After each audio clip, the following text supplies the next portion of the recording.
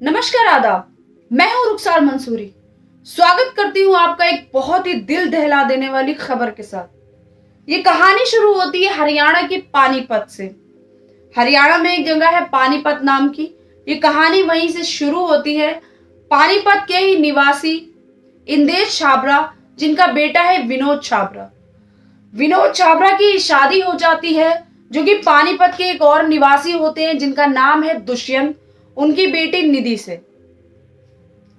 अब विनोद और निधि की शादी हो जाती है। निधि शादी करके अपने ससुराल आ जाती है और दोनों की जिंदगी अच्छी चल रही होती है। दोनों परिवार सुखी जीवन जी रहे होते हैं।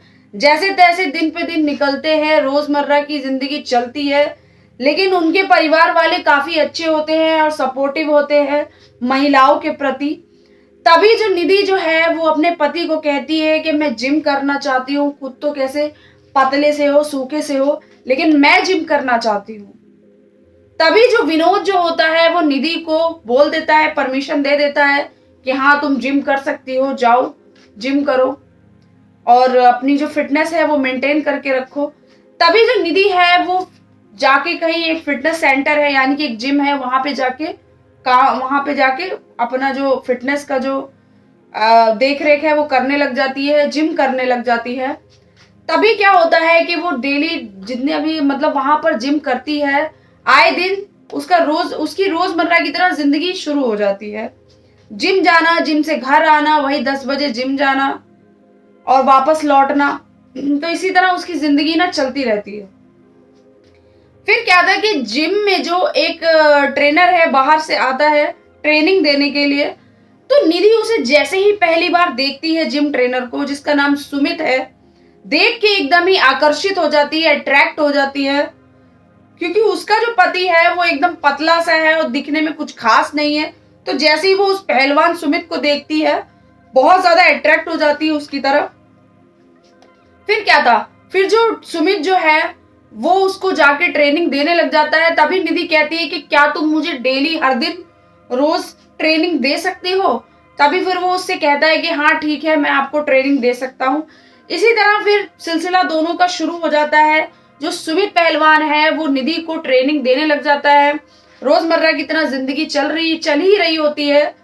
एक दिन क्या होता है कि इसी तरह दिन पे दिन निकलते हैं। एक दिन निकलता है, 2 दिन निकलते हैं, 5 दिन निकलते हैं, दिन पे दिन निकलते हैं। फिर एक दिन क्या होता है कि निधि जो है वो अपनी ट्रेनिंग खत्म करके चेंजिंग रूम में जाती है और वहां पे जाने के बाद वो लेती होती है वहां पर स्टीम।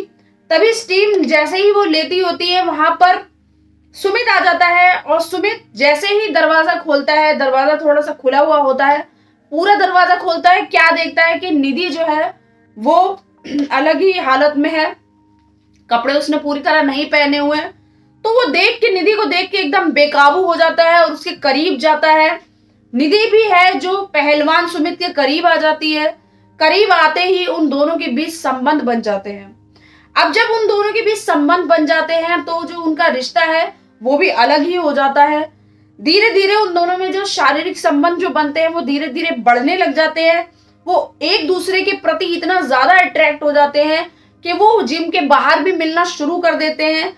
कभी बाहर होटल जाना, कभी रेस्टोरेंट जाना, कभी कहीं घूमना, इसी तरीके से वो घूमना शुरू करते हैं। लेकिन जो उनका पति जो है, जो निधि का पति है, वो इस बात से बिल्कुल ही बेखबर होता है। उसे पूरी बात नहीं पता होती है कि उसकी बेबी जिम के बहाने क्या कर रही है। इसी तरह से जिंदगी सबकी चल रही होती है। फिर एक दिन क्या होता है कि विनोद जो है, जो कि निधि का पति है, वो निधि को बाइक पे सुमित पहलवान के साथ देख लेता है। तभी विनोद का शक जो है वो शुरू हो जाता है निधि के ऊपर। वो देख के एकदम ही शॉक्ड हो जाता है, परेशान हो जाता है, टेंशन में आ जाता है कि आखिर मेरी बीवी जिम के बहाने कर क्या रही है। फिर जैसे ही वो घर आता है, निधि भी वापस घर आती है जिम के बाद। फिर वो निधि से सवाल जवाब करना शुरू कर देता है, पूछता है आखिर तुम क्या कर रही थी, कहाँ थी आज, कहाँ थी, किधर घूम रही थी। निधि उसकी बातों को घुमा देती है। फिर क्या था, विनोद उसको मना करता है जिम जाने के लिए, कहता है कि अब से तुम जिम नहीं जाओगी। फिर जो निधि का जो है वो जिम जाना बंद हो जाता है क्योंकि उसका पति उसको मना कर देता है। फिर वो घर में ही रहती है। फिर वो सही मौका ढूंढती है। वो सही मौका ये देखती है कि उसका पति कब कब बाहर जा रहा है, कब घर में कोई नहीं है, तो वो क्या करती है कि सुमित पहलवान को अपने घर पे ही बुला लेती है। घर पे बुलाने के बाद उसके साथ बहुत ज्यादा एंजॉय करती है और उसके बाद उसके साथ संबंध बनाती है, बहुत ज्यादा मजे करती है। धीरे धीरे देखते देखते उन दोनों के जो संबंध है वो गहरे होने लग जाते हैं। वो दोनों आपस में सोचने लग जाते हैं शादी को लेकर कि अब हमें शादी कर लेना चाहिए, लेकिन हमारे रास्ते का जो रोड़ा है वो मेरा पति है। निधि जो है वो अपने जो बॉयफ्रेंड है सुमित पहलवान, उसको ये बोलती है, कहती है कि मेरे रास्ते का जो रोड़ा है वो सिर्फ और सिर्फ मेरा पति है विनोद, क्यों ना हम उसे ही हटा दें। सुमित पहलवान जो है वो उसकी बात से एग्री हो जाता है, वो उसकी बात मान लेता है और फिर वो भी किसी बार जो है भाड़े पर एक लेता है, ऐसे ही मर्डरर जो होता है उसको भाड़े पर बुक कर लेता है और उससे कहता है कि मैं तुझे पैसे दे दूंगा लेकिन तुझे इसे मारना है। वो उसे पैसे दे देता है मारने के लिए, मर्डर के लिए। फिर क्या होता है कि विनोद जो है वो एक दिन ऐसे ही रोड क्रॉस कर रहा होता है, सामने से एक ट्रक आ रहा होता है, ट्रक वाला वह सीधा आता है। जैसे ही ट्रक वाला आता है तो फिर उसे मारने की कोशिश करता है, इतनी देर में कोई आके उसे बचा लेता है। इस कारण विनोद जो से है वो सिर्फ थोड़ा सा जख्मी होता है, इससे ज्यादा और कुछ नहीं होता उसे। तुरंत के तुरंत वहां आसपास के जो लोग हैं वो हॉस्पिटल में उसको लेके जाते हैं, तुरंत एडमिट कराते हैं। जैसे तैसे वो एकदम ठीक हो जाता है। ठीक आने के होने के बाद जब वो घर आता है तो अपनी बीवी से कहता है कि मैंने इसके ऊपर केस कर दिया है, अब इसके ऊपर खिलाफ जो पुलिस जो है वो इसके खिलाफ एक्शन लेगी। फिर क्या था, वो ट्रक वाला जो है वो बहुत ज्यादा गुस्से में आ जाता है और वो उसके घर ही आ जाता है। घर आने के बाद वो विनोद को कहता है ये केस वापस ले ले, कुछ भी हो जाए। लेकिन निधि जो है वो बिल्कुल ही बेखौफ होती है, निडर होती है, बिल्कुल ही मजे में होती है। उसे इस बात की कोई परवाह नहीं होती कि उसके पति को क्या हो गया, उसे किसी बात से कोई मतलब नहीं होता। उसे सिर्फ उसकी अय्याशियों से मतलब होता है, जो उस सुमित पहलवान के साथ जो संबंध बना रही है, घूम रही है, मजे कर रही है, अपनी जिंदगी को एंजॉय कर रही है। उसे अपने पति की या अपने घर की बिल्कुल भी नहीं पड़ी होती है। तो जो ट्रक वाला जो है, जो कि आता है उसके घर, आने के बाद उसको धमकाता है, कहता है ये केस वापस ले ले, लेकिन तेरा इंजाम ना इससे भी ज्यादा बुरा हो सकता है अगर तूने ये केस वापस नहीं लिया। उसका पति जो है वो बिल्कुल भी उसकी धमकियों से नहीं डरता, उससे ये कहता है तुझे जो करना है वो तू कर ले, लेकिन मैं केस वापस नहीं लूंगा। इसके कारण जो ट्रक वाला है वो एकदम से बौखला जाता है, बहुत ज्यादा परेशान हो जाता है।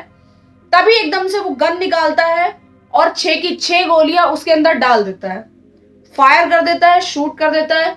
और उसी टाइम जो निधि का पति है विनोद, उसकी मृत्यु हो जाती है, वो मर जाता है। फिर क्या था, निधि ये सब देख के और ज्यादा चौंक जाती है और जो जिसने विनोद को मारा है वही फटाफट वहां से भाग जाता है और निधि बहुत ज्यादा परेशान हो जाती है। ये बात पुलिस तक पहुंचती है। इस केस को वहीं पर ही ठंडा हो जाता है क्योंकि इसको एक मर्डर का नाम दे दिया जाता है। लेकिन उसके कुछ टाइम बाद ये केस दोबारा जब खुलता है 2 साल के बाद, फिर जाके पता चलता है पुलिस को कि इसमें जो मिली हुई थी वो बीवी ही थी निधि, जिसने ट्रक वाले को पैसे दिए थे अपने पति को मारने के लिए। इसके कारण वो उसके पीछे पड़ा हुआ था। तभी फिर जाके जो सुमित पहलवान को पुलिस अरेस्ट कर लेती है। सबसे पहले सुमित पहलवान को बहुत मारती है, उससे पूरी बातें पता कराती है। पता करते ही पता चलता है, तभी निधि को बुलाया जाता है। जब निधि पहले से ही पुलिस स्टेशन में देखती है सुमित पहलवान है वहां पर, तो वो पूरी बात समझ जाती है और फिर सारा का सारा सच अपने मुंह से भी बता देती है। आज दोनों अपनी कर्मों की सजा काट रहे हैं, पुलिस में, थाने में अपने कर्मों की सजा काट रहे हैं। इस कहानी के माध्यम से बस मैं आपको इतना ही बताना चाहती थी कि आप किसी पे भी भरोसा करें, किसी से भी शादी करें, उसके बारे में जान ले कि वो कैसी है, उसका व्यवहार कैसा है, उसका चरित्र कैसा है। हमें हमेशा दूसरे को परख लेना चाहिए कि वो इंसान हमारे साथ खुश है या नहीं, तभी हमें शादी का फैसला करना चाहिए। सावधान रहे, सतर्क रहे और अपना ध्यान रखें। जय हिंद, जय भारत।